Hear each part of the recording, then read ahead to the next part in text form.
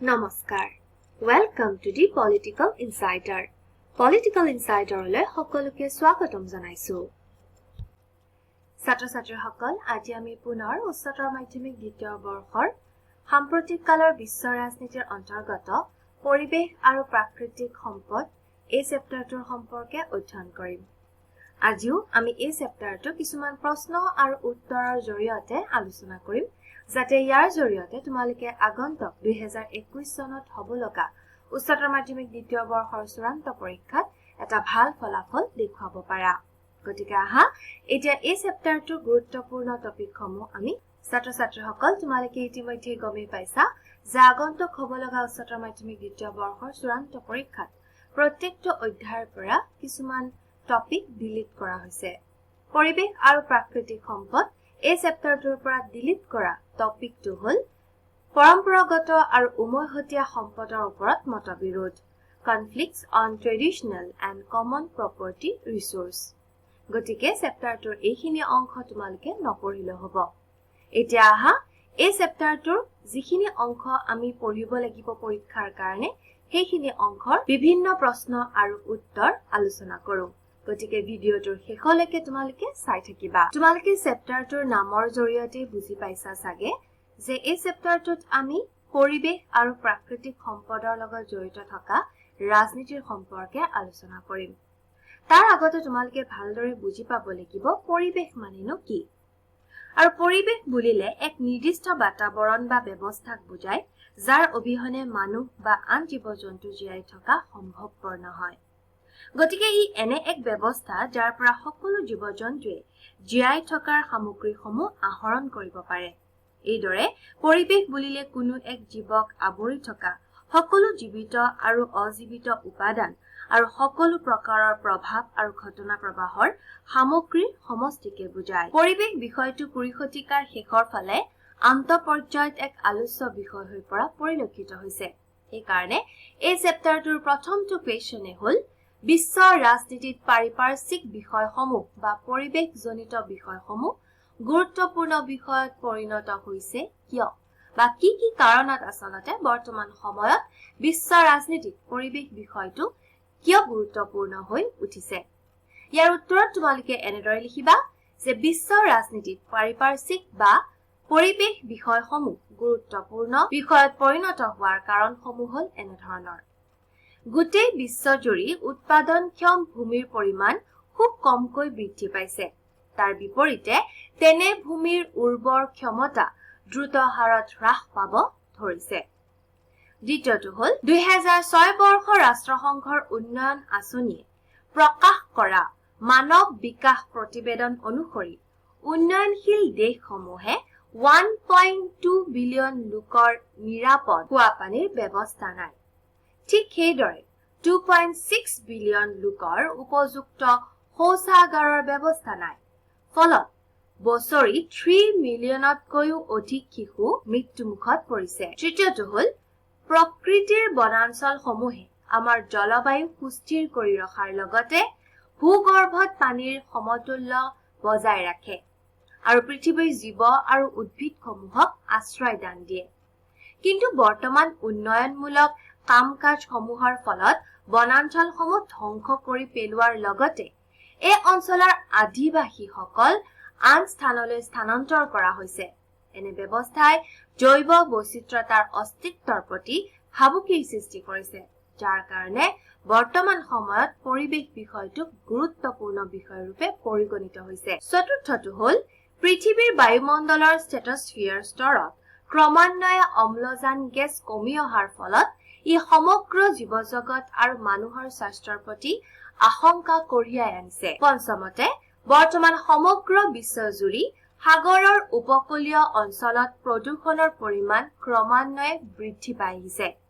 মুক্ত সাগৰৰ পানী পৰিষ্কাৰ হ'লেও ভূমি সংক্ৰান্তীয় কাম-কাজসমূহত উন্নত প্ৰযুক্তিবিদ্যা ব্যৱহাৰ কৰাৰ ফলত সাগৰৰ দাঁতি কাষৰীয়া অঞ্চলসমূহ প্ৰদূষিত হৈ উঠিছে। শেষত আমি ক'ব পাৰো যে প্ৰকৃতিৰ ওপৰত হোৱা অত্যাধিক শোষণে পৃথিৱীৰ সকলো ৰাষ্ট্ৰৰ ওপৰত প্ৰভাৱ বিস্তাৰ কৰি আহিছে। ঔদ্যোগিকৰণ, নদী প্ৰদূষণ, দৰিদ্ৰতা আদিৰ বিষয়ে এই সন্দৰ্ভত উল্লেখ কৰিব পাৰি। আৰু এই আটাইবোৰ সমস্যাসমূহ দূৰ কৰিবৰ বাবে সকলো ৰাষ্ট্ৰৰ সহযোগিতা আৰু যৌথ প্ৰচেষ্টাৰ প্ৰয়োজন হয়, যাৰ বাবে পৰিৱেশ বিষয়টো বৰ্তমান আন্তৰ্জাতিক ক্ষেত্ৰত এক গুৰুত্বপূৰ্ণ বিষয় ৰূপে পৰিগণিত হৈছে। এই চেপ্টাৰটোৰ আন এটা গুৰুত্বপূৰ্ণ প্ৰশ্ন হ'ল উমৈহতীয়া অথচ পৃথক পৃথক দায়বদ্ধতা বুলিলে কি বুজা? ইয়াৰ উত্তৰত তোমালোকে লিখিবা উত্তৰ বিশ্ব অৰ্থাৎ উন্নত ৰাষ্ট্ৰসমূহে পাৰিপাৰ্শ্বিক সমস্যাসমূহ বৰ্তমান সময়ৰ দৃষ্টিকোণৰ পৰা বিচাৰ কৰাৰ লগতে এই ক্ষেত্ৰত সকলো ৰাষ্ট্ৰৰে সম পৰিমাণৰ দায়বদ্ধতা দাবী কৰে। অন্যহাতে দক্ষিণ বিশ্বৰ অনুন্নত আৰু উন্নয়নশীল ৰাষ্ট্ৰসমূহৰ মতে বৰ্তমান সময়ত জীৱজগতৰ প্ৰতি সৃষ্টি হোৱা প্ৰত্যাহ্বান তথা সমস্যাসমূহৰ বাবে প্ৰধানত উন্নত দেশসমূহৰ ঔদ্যোগিক আৰু উন্নয়নশীল কাম-কাজসমূহেই জগৰীয়া। সেয়েহে পৰিৱেশ সংৰক্ষণৰ ক্ষেত্ৰত উন্নত দেশসমূহৰ দায়বদ্ধতা আন দেশৰ তুলনাত অধিক হোৱা উচিত। উন্নয়নশীল দেশসমূহ ঔদ্যোগিকৰণৰ ক্ষেত্ৰত বৰ্তমানেও চালুকীয়া অৱস্থাত আছে। সেয়েহে আন্তৰ্জাতিক পাৰিপাৰ্শ্বিক আইনসমূহ কাৰ্যকৰীকৰণৰ ক্ষেত্ৰত উন্নয়নশীল দেশসমূহে বিশেষভাৱে ৰেহাই পোৱা প্ৰয়োজন। 1992 চনৰ ৰিঅ' সন্মিলনত এই যুক্তি মানি লোৱা হয়। ইয়াকে উমৈহতীয়া অথচ পৃথক পৃথক দায়বদ্ধতা বুলি জনা যায়। তাৰ পিছত তোমালোকে লিখিবা ৰিঅ' ঘোষণাপত্ৰত উল্লেখ কৰা অনুসৰি জৈৱ বৈচিত্ৰ্যৰ সংৰক্ষণ, ৰক্ষণাবেক্ষণ আৰু সুস্থিৰকৰণত বিশ্বৰ প্ৰত্যেকখন ৰাষ্ট্ৰই সম্পূৰ্ণ সহায় সহযোগিতা আগবঢ়াব। পৰিৱেশ বিনিষ্টকৰণত সকলো ৰাষ্ট্ৰ সমানভাৱে জগৰীয়া নহয়। সেয়েহে সকলো ৰাষ্ট্ৰৰে পাৰিপাৰ্শ্বিকতা সংৰক্ষণত উমৈহতীয়া দায়বদ্ধতা থাকিলেও ইয়াৰ পৰিমাণ প্ৰত্যেকৰ বাবে পৃথক পৃথক হ'ব। আনহাতে সাম্প্ৰতিক সময়ৰ জ্বলন্ত সমস্যা হিচাপে পৰিগণিত সেউজ গৃহৰ ভাপ নিৰ্গমনৰ বাবে মূলতঃ উন্নত দেশসমূহে জগৰীয়া। উন্নয়নশীল দেশসমূহৰ এই ক্ষেত্ৰত অৰিহণা এতিয়াও বহু পৰিমাণে কম। সেয়েহে ভাৰত, চীন আদি উন্নয়নশীল দেশসমূহে কিয়টো সন্ধিত স্বাক্ষৰ কৰাৰ পৰা ৰেহাই পাইছিল বা এই দেশসমূহক ৰেহাই দিয়া হৈছিল। উল্লেখনীয় যে সেউজ গৃহৰ ভাপ নিৰ্গমন নিৰ্মূলকৰণৰ বাবে ঔদ্যোগিক দেশসমূহক সতৰ্ক কৰাৰ উদ্দেশ্যে 1997 চনত জাপানৰ কিয়টো আন্তৰ্জাতিক চুক্তিপত্ৰ স্বাক্ষৰ কৰা হৈছিল। এই চেপ্টাৰটোৰ পৰা পঢ়িব লগা আন এটা প্ৰশ্ন হ'ল সম্পদ কেন্দ্ৰিক ভৌগোলিক ৰাজনীতি সম্পৰ্কে আলোচনা কৰা। ইয়াৰ উত্তৰত তোমালোকে লিখিবা সম্পদক কেন্দ্ৰ কৰি প্ৰাকৃতিক সম্পদত চহকী বিশ্বৰ বিভিন্ন দেশত বিশেষকৈ তৃতীয় বিশ্বত গঢ়ি উঠা সংঘাত আৰু ইয়াৰ বিশ্বজোৰা ব্যাপ্তি থকাকে সম্পদ কেন্দ্ৰিক ভৌগোলিক ৰাজনীতি বুলিব পাৰি। সম্পদক কেন্দ্ৰ কৰি বিশ্বৰ বিভিন্ন প্ৰান্তত বিভিন্ন ঘটনা প্ৰবাহ সংঘটিত হোৱা দেখা যায়। সম্পদ আহৰণৰ উদ্দেশ্যেই ইউৰোপীয়ান শক্তিয়ে সমগ্ৰ বিশ্বজুৰি নিজৰ সাম্ৰাজ্য বিস্তাৰ কৰিছিল। আন্তঃৰাষ্ট্ৰীয় পৰ্যায়তো সম্পদৰ অজুহাত লৈ বিভিন্ন ৰাষ্ট্ৰৰ মাজত বিবাদ চলি আহিছে। সম্পদ কেন্দ্ৰিক ভৌগোলিক ৰাজনীতিৰ লগত জড়িত থকা দুটা সম্পদ হ'ল তেল আৰু পানী। এতিয়া আমি চাম তেল সম্পৰ্কে। বিংশ শতিকাৰ সময়ছোৱাত বিশ্ব অৰ্থনীতি বিশেষভাৱে তেলৰ ওপৰত নিৰ্ভৰ কৰি গঢ় লৈ উঠিছিল।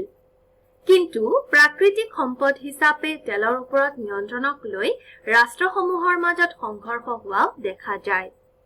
এই দিশৰ পৰা পেট্ৰলিয়ামৰ ইতিহাসক যুদ্ধ আৰু সংঘৰ্ষৰ ইতিহাস বুলিব পাৰি। আনহাতে হ'ল পানী। পানীও বিশ্ব ৰাজনীতিত এক উল্লেখযোগ্য প্ৰাকৃতিক সম্পদ। সেয়েহে পৃথিৱীৰ ৰাষ্ট্ৰসমূহৰ মাজত অংশীদাৰিত্ব থকা জলসম্পদক কেন্দ্ৰ কৰি সংঘাত গঢ়ি উঠাৰ সম্ভাৱনা গঢ়ি উঠিছে। উদাহৰণস্বৰূপে 1956 আৰু 1960ৰ সময়ছোৱাত ইজৰাইল, চিৰিয়া আৰু জৰ্ডান এই তিনিওখন ৰাষ্ট্ৰই জৰ্ডান আৰু য়ামুক নদীৰ পানী নিজ নিজ ৰাষ্ট্ৰৰ দিশে বুৱাই আনিবলৈ চেষ্টা কৰিছিল, যাৰ ফলত তিনিওখন ৰাষ্ট্ৰৰ মাজত যুদ্ধ সদৃশ পৰিৱেশ গা কৰি উঠিছিল। ঠিক একেদৰে বৰ্তমান সময়ত ইউফ্ৰেটিছ নদীৰ ওপৰত বান্ধ নিৰ্মাণক লৈ তুৰ্কী, সিৰিয়া আৰু ইৰাকৰ মাজত সংঘৰ্ষ সৃষ্টি হোৱা দেখা যায়। গতিকে ইয়াৰ পৰা আমি বুজি পালো যে সম্পদ কেন্দ্ৰিক ভৌগোলিক ৰাজনীতিৰ লগত জড়িত দুটা অতি গুৰুত্বপূৰ্ণ সম্পদ হ'ল তেল আৰু পানী। এইখিনি কথা তোমালোকে বহিত নিজে লিখি ল'বা। ছাত্ৰ-ছাত্ৰীসকল, এইখিনিতে জানিবলগীয়া আন এটা প্ৰশ্ন হ'ল খিলঞ্জীয়া লোক বুলিলে কি বুজা? এওঁলোকৰ অধিকাৰ সম্পৰ্কে আলোচনা কৰা। উত্তৰত তোমালোকে লিখিবা সাধাৰণতে খিলঞ্জীয়া লোক বুলি ক'লে এখন ৰাষ্ট্ৰৰ কোনো অঞ্চলত পূৰ্বতে বাস কৰা লোকৰ সতি সন্তান বা বংশধৰ সকলকে বুজায়। খিলঞ্জীয়া লোকসকলে ৰাষ্ট্ৰৰ আনুষ্ঠানিক আইন কানুনতকৈ নিজৰ পৰম্পৰাগত সামাজিক, অৰ্থনৈতিক আৰু সাংস্কৃতিক ৰীতি-নীতি মতেহে জীৱন ধাৰণ কৰে। ইয়াৰ পাছত তোমালোকে লিখিবা খিলঞ্জীয়া লোকসকলে সমগ্ৰ বিশ্বজুৰি সমতা আৰু ন্যায় বিচাৰি বিভিন্ন দাবী উত্থাপন কৰি আহিছে। 1975 চনত এই থলুৱা লোকসকলৰ বাবে থলুৱা লোকৰ বিশ্ব পৰিষদ গঠন কৰা হয়। 1970ৰ দশকৰ পৰা খিলঞ্জীয়া লোকসকলৰ সামূহিক প্ৰচেষ্টা আৰু ৰাষ্ট্ৰসংঘৰ সহযোগত তেওঁলোকৰ দাবীসমূহ পূৰণ কৰাত সহায় হয়। 2007 চনৰ 13 ছেপ্টেম্বৰ তাৰিখে ৰাষ্ট্ৰসংঘৰ সাধাৰণ সভাই খিলঞ্জীয়া লোকৰ ওপৰত এখন ঘোষণাপত্ৰ গ্ৰহণ কৰে। এই ঘোষণাপত্ৰত সন্নিৱিষ্ট খিলঞ্জীয়া লোকৰ কেইটামান গুৰুত্বপূৰ্ণ অধিকাৰ হ'ল এনেধৰণৰ। প্ৰথমতে, ৰাষ্ট্ৰসংঘৰ চনত আৰু মানৱ অধিকাৰৰ সাৰ্বজনীন ঘোষণাপত্ৰত উল্লেখিত সকলো অধিকাৰ খিলঞ্জীয়া লোকে উপভোগ কৰিব পাৰিব। দ্বিতীয়তে, যিকোনো ধৰণৰ বৈষম্যতাৰ বিৰুদ্ধাচৰণ কৰাৰ অধিকাৰ এই লোকসকলৰ থাকিব। তৃতীয়তে, এওঁলোকৰ স্বাধীনতা, শান্তি আৰু নিৰাপত্তাৰ অধিকাৰ থাকিব। যিকোনো ধৰণৰ হিংসাত্মক কাৰ্য আৰু গণহত্যাৰ পৰা মুক্ত হৈ থকাটো এওঁলোকৰ অন্যতম অধিকাৰ। চতুৰ্থতে, বলপূৰ্বকভাৱে এওঁলোকক অন্য জনগোষ্ঠীৰ সৈতে সানমিহলি কৰিব নোৱাৰিব। পঞ্চমতে, খিলঞ্জীয়া লোকক নিজৰ বাসভূমিৰ পৰা আন ঠাইলৈ স্থানান্তৰণ কৰা বা তেওঁলোকৰ ভূমি অধিগ্ৰহণ কৰাৰ প্ৰয়োজন হলে এওঁলোকৰ সৈতে আলোচনা ভিত্তিক চুক্তি কৰিব লাগে আৰু ন্যায়সংগত ক্ষতিপূৰণৰ ব্যৱস্থা কৰিব লাগে। ষষ্ঠতে, নিজৰ সাংস্কৃতিক পৰম্পৰা আৰু ৰীতি প্ৰথাৰ প্ৰচলন, সংৰক্ষণ আৰু সংস্কাৰ কৰাৰ অধিকাৰ তথা নতুন প্ৰজন্মলৈ এইবোৰ প্ৰেৰণ কৰাৰ অধিকাৰ খিলঞ্জীয়া লোকৰ থাকিব। এইদৰে খিলঞ্জীয়া লোকসকলৰ অধিকাৰ সন্নিৱিষ্ট কৰি ৰাষ্ট্ৰসংঘই গ্ৰহণ কৰা ঘোষণাপত্ৰখন এওঁলোকৰ আন্দোলনৰ এক ঐতিহাসিক কৃতকাৰ্য বুলি ক'ব পাৰি। এই চেপ্টাৰটোৰ পৰা আহিব পৰা আন এটা প্ৰশ্ন হ'ল পৰিৱেশ সম্পৰ্কীয় প্ৰশ্নসমূহত ভাৰতৰ স্থিতি সম্পৰ্কে লিখা। ইয়াৰ উত্তৰত তোমালোকে এনেদৰে লিখিবা বিশ্ব সম্প্ৰদায়ৰ আগত খোজ মিলাই ভাৰতেও পাৰিপাৰ্শ্বিকতা ৰক্ষাৰ ক্ষেত্ৰত বহুতো ব্যৱস্থা হাতত লৈছে। সেইসমূহ হ'ল প্ৰথমতে, ভাৰতবৰ্ষই 2002 চনৰ আগষ্ট মাহত কিয়োটো প্ৰটকলত অনুমোদন আৰু স্বাক্ষৰ দান কৰে। 1997 চনত কিয়োটো প্ৰটকলত স্বাক্ষৰ কৰাৰ সময়ত ভাৰত আৰু চীনকে প্ৰমুখ কৰি উন্নয়নশীল দেশসমূহক ইয়াৰ পৰা ৰেহাই দিয়া হৈছিল। কাৰণ গোলকীয় উষ্ণতা বৃদ্ধি, জলবায়ু পৰিৱৰ্তন আদি সমস্যাসমূহৰ কাৰণ হিচাপে চিহ্নিত সেউজগৃহৰ ভাপ নিৰ্গমন প্ৰক্ৰিয়াত এই দেশসমূহৰ অৰিহণা তেনেই নগণ্য বুলি পৰিগণিত হয়। দ্বিতীয়তে হ'ল 2005 চনৰ জুন মাহত অনুষ্ঠিত হোৱা G8ৰ সভাত ভাৰতবৰ্ষই কয় যে উন্নত দেশসমূহৰ তুলনাত উন্নয়নশীল দেশসমূহৰ পৰা এনে নিৰ্গমনৰ হাৰ অতি নগণ্য। উমৈহতীয়া অথচ পৃথক দায়বদ্ধতা নীতিৰ ওপৰত ভিত্তি কৰি ভাৰতবৰ্ষই মত পোষণ কৰে যে যিহেতু বহু বছৰ ধৰি উন্নত দেশসমূহৰ ঔদ্যোগিক কাম কাজে সেউজগৃহৰ নিৰ্গমন সংঘটিত কৰি আহিছে, সেয়েহে বৰ্তমান ইয়াক নিয়ন্ত্ৰণ কৰাৰ বাবে উন্নত দেশসমূহে মুখ্য ভূমিকা গ্ৰহণ কৰা। তৃতীয়তে হ'ল 2000 বৰ্ষত বিশ্বত কাৰ্বন নিৰ্গমন গড়মূৰি পৰিমাণ আছিল 3.8 টন আৰু ভাৰতবৰ্ষত ইয়াৰ পৰিমাণ আছিল 0.9 টন। পৰিৱেশ বিজ্ঞানীসকলৰ মতে 2030 চনত ভাৰতৰ কাৰ্বন নিৰ্গমনৰ গড়মূৰি পৰিমাণ 1.6 টনলৈ বৃদ্ধি হোৱাৰ সম্ভাৱনা আছে। চতুৰ্থতে পৰিৱেশ সংৰক্ষণৰ বাবে ইতিমধ্যে ভাৰতবৰ্ষৰ চৰকাৰে বিভিন্ন পদক্ষেপ গ্ৰহণ কৰিছে আৰু পৰিৱেশ সম্পৰ্কীয় বহু আন্তৰ্জাতিক কাৰ্যসূচীত অংশগ্ৰহণ কৰিছে।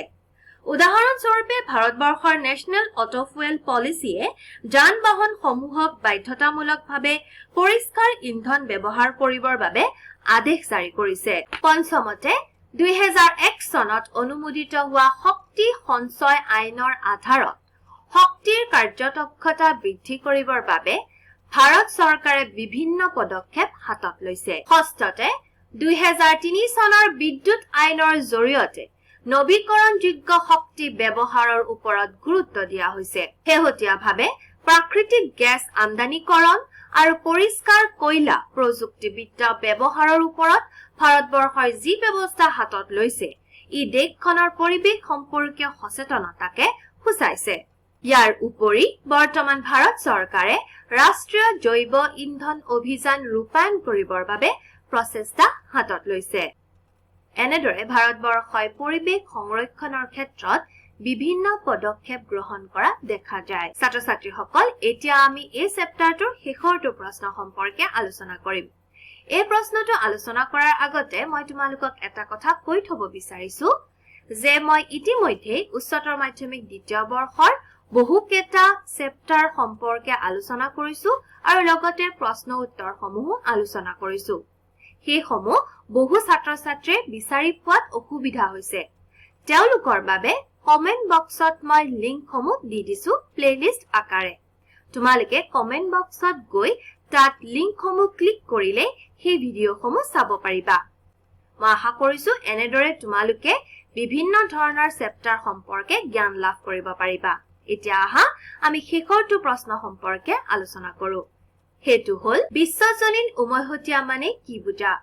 বিশ্বজনীন উমৈহতীয়া ৰক্ষণাবেক্ষণৰ দুটা পৰামৰ্শ আগবঢ়োৱা বা দিয়া।